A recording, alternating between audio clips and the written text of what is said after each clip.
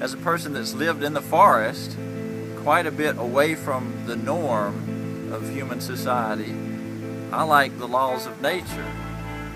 He's known far and wide as the last American man. Elizabeth Gilbert chose to write a book on me, use me as an example of the last American man, because I believe that a man should build his house.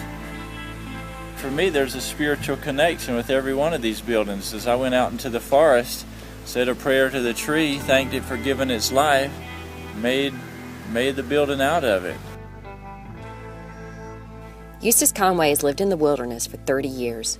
He grows his own food and bathes in a stream running through Turtle Island, his 1,000-acre property in the Blue Ridge Mountains. Here's where the food comes from. The garden is where we get the food.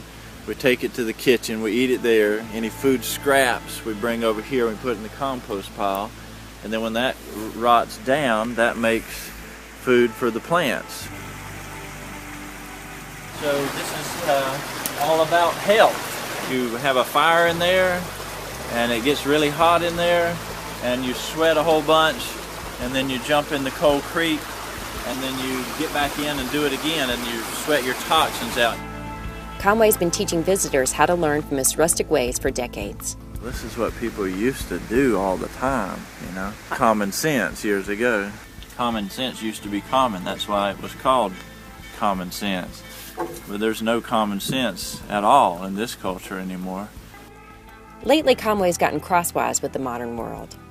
The county has told him he has to bring his buildings and water systems up to code before hosting any more classes.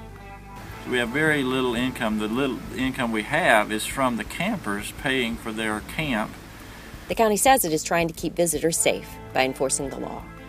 The state of North Carolina is looking at amending the building codes to exempt primitive structures like Conway's, but that could take months. Creativity and art, whether it's dance or drama, theater, these things shouldn't be things that happen on rare occasions. It should be something that's a part of all of your life. And if you can't build your own buildings and express your own creativity, then you just sort of cauterize that.